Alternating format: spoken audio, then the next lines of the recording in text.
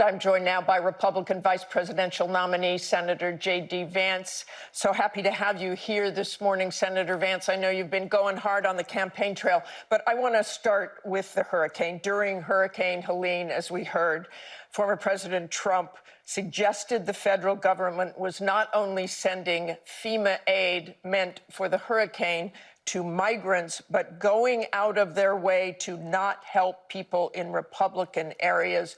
Do you think that is true? Well, Martha, what the president said is that fundamentally FEMA aid is distracted by going to illegal migrants. And by the way, good morning, and thanks for having me.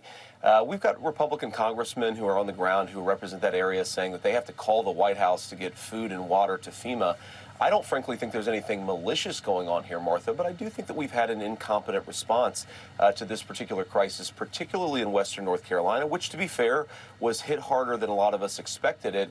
But fundamentally, if you've got 6 days after the hurricane, the 82nd Airborne is still trickling in, I do think that we had a fundamentally incompetent, overly bureaucratic response to the hurricane. So what you hear from folks on the ground is they feel left behind. And Martha, we have to remember, of course, I know this area well. This is the Appalachian region of our country where people have felt ignored by their government for 30 years, and it doesn't help when you have a response to the hurricane that's slow, that's halting, and then you layer on top of it, of course, Senator Vance has done a lot. Senator Vance, I want to go back to resettlement work. Go ahead. I want to go back to what former President Trump said. He said they're going out of their way to not help people in Republican areas. There is no truth to that. And on staging, Pentagon officials say that active duty troops were staged and ready to go before being called upon and were instantly out the door. So President Trump, former President Trump, is saying things that aren't true about that money being withheld from Republican areas. Well, Martha, I think you're actually confusing staging of resources from the rapid response of the U.S. military. I mean, look, in FEMA's defense, there are things after this hurricane that FEMA simply could not do. You actually need military command and control. You need military resources deployed to the area. And I think all the president has said is, frankly, what some of Kamala Harris's surrogates have said, which is that if these areas were a little bit more democratic, maybe Kamala Harris would have focused on them more. That acknowledgement is not to attack, frankly, the good folks of FEMA. It's to suggest that Americans are feeling left behind by their government, which they are, Martha. Okay, if you talk to folks on the ground, I've had friends that have been in Boone, North Carolina, helping with the cleanup. It is an extraordinary sense of betrayal and being left behind. People are worried that their government doesn't care about them. I'm much more worried about the incompetence of Kamala Harris's administration that led to that more than Senator I am Vance, the fact that Donald Senator Trump Vance, I'm just going to say that local officials and FEMA officials say that is just flat wrong. But we played some other comments about migrants, including in Aurora, in Colorado, where Trump said the city had been invaded and conquered by Venezuelan gangs. The Republican mayor of the city said flatly the city and state have not been taken over or invaded or occupied by migrant gangs. So do you support Donald Trump making those claims that the Republican mayor says were grossly exaggerated and have hurt the city's identity and sense of safety? I understand what you're saying, that some people left behind, but he's making these statements that the mayor is flat out disputing. Well, Martha, you just said the mayor said they were exaggerated. Grossly exaggerated. That means there's got to be some element of truth here. And of course, President Trump was actually in Aurora, Colorado, talking to people on the ground. And what we're hearing, of course, Martha, is that people are terrified by what has happened with some of these Venezuelan gangs. Senator Vance, I'm going to stop you because I know exactly what happened. Martha. I'm going to stop you. The incidents were limited to a handful of apartment complexes, and the mayor said our dedicated police officers have acted on those concerns. A handful of problems. Only, Martha, do you hear yourself? Only a handful of apartment complexes in America were taken over by Venezuelan gangs, and Donald Trump is the problem and not Kamala Harris's open border? Americans are so fed up with what's going on, and they have every right to be. And I really find this exchange, Martha, sort of interesting because you seem to be more focused with nitpicking everything that Donald Trump has said rather than acknowledging that apartment complexes in the United States of America America are being taken over by violent gangs. I worry so much more about that problem than anything else here. We've got to get American communities in a safe space again. And unfortunately, when you let people in by the millions, most of whom are unvetted, most of whom you don't know who they really are, you're going to have problems like this. Kamala Harris, 94 executive orders that undid Donald Trump's successful border policies. We knew this stuff would happen.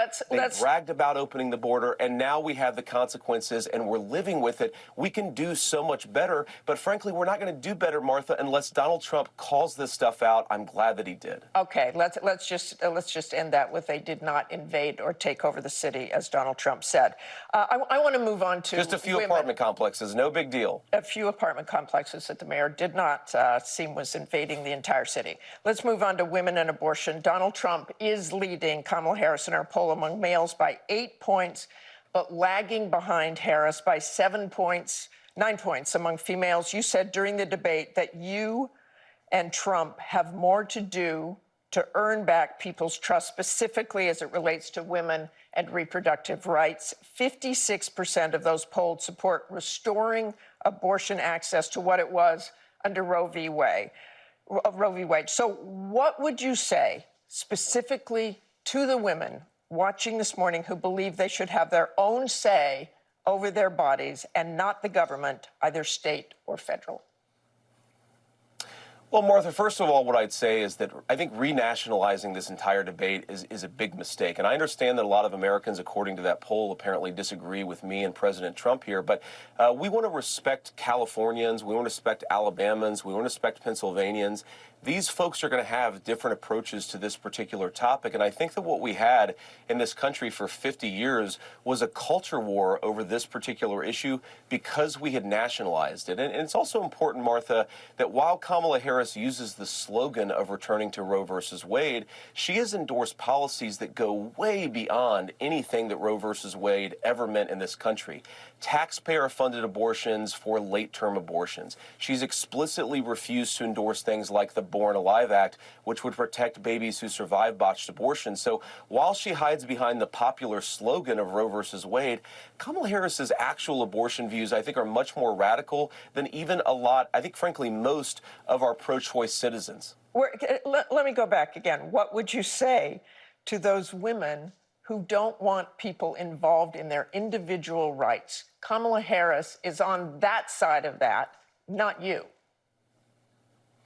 Well, I think, Martha, that's not right, actually. I think Kamala Harris has taken this so far that a lot of women, if they knew Kamala Harris's actual view and not the slogan, they would recognize that it's far more radical. They can believe in individual autonomy, but also recognize there are, of course, limits here. We don't want to abort 9-month-old babies here, and we don't want to have taxpayers funding it. So I think everybody recognizes there's a right balance to strike. But to answer your question, Martha, what I would say to women is that Donald Trump and I want to make it easier to make the choice of life in the first place. And I know a lot of young women, especially when I was younger, who chose abortion because they feel like they didn't have any options.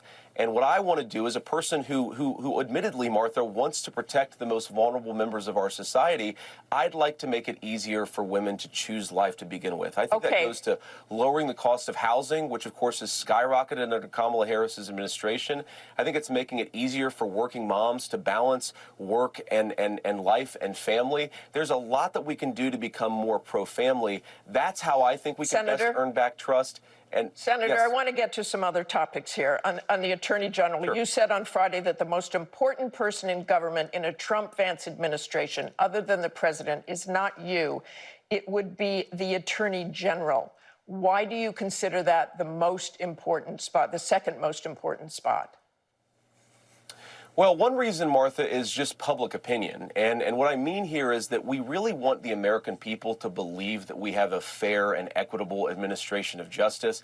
If not, the entire sort of system falls apart. You need people to believe that if the Attorney General prosecutes somebody, it's motivated by justice and law and not by politics. And unfortunately, would Donald Trump go after his political opponents? Would Donald Trump go after his political opponents? He's suggested that in the past.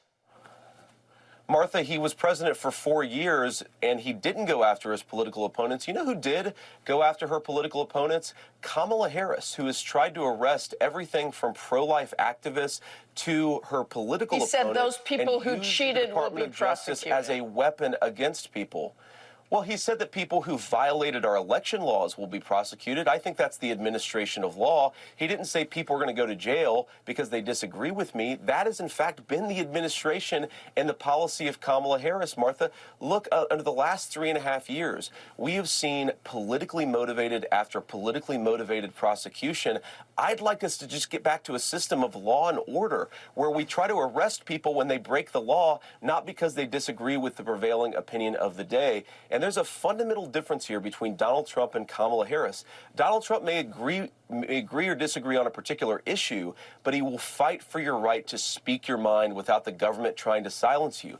Kamala Harris has explicitly Senator Vance, censorship I want to go back to Donald Trump. We've got to get a Department of Justice that believes in the First Amendment, Martha. The First Amendment is the bedrock of our Constitution. Senator, we have Kamala Harris who doesn't Senator, even we're believe just in about it. out of Go ahead, time Martha. here. We're just about out of time here.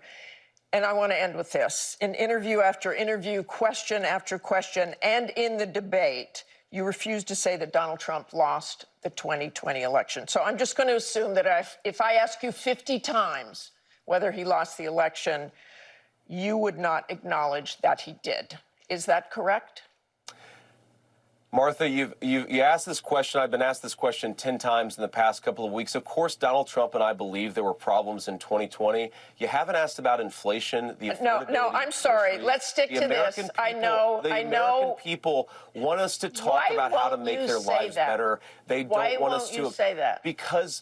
Because, Martha, I believe that in 2020, when big tech firms were censoring American citizens, that created very serious problems. And by the way, Martha, you're a journalist. You represent the American media. Look at the polling on this. A lot of Americans feel like they were silenced in the run-up to the 2020 election. That is such a bigger issue. That fundamental problem than me and Donald Trump talking about it. And unfortunately, but Martha, I don't understand why you won't just say it if you believe it. Won't just say what? That I think the 2020 election had some problems? I've said that repeatedly. Did Donald Trump lose? That's the question, and you know that's the question. Martha, I've said repeatedly, I think the 2020 election had problems. You want to say rigged? You want to say he won? Use whatever vocabulary term you want. I want to focus on the fact that we had big technology firms censoring our fellow citizens in a way that violated our fundamental rights. The fact that you're so obsessed with what word I used to describe this phenomenon rather than the phenomenon itself suggests something very broken in the American media. If we want to restore trust in American elections and democracy, which I want to do, Martha, we have to talk openly about what happened in 2020. And most importantly, we've got to talk about what happened afterwards. Okay. Americans being unable to afford the basic necessities of middle-class life because Kamala Harris is in the White House. We're going to leave it right there. Appreciate your time this morning.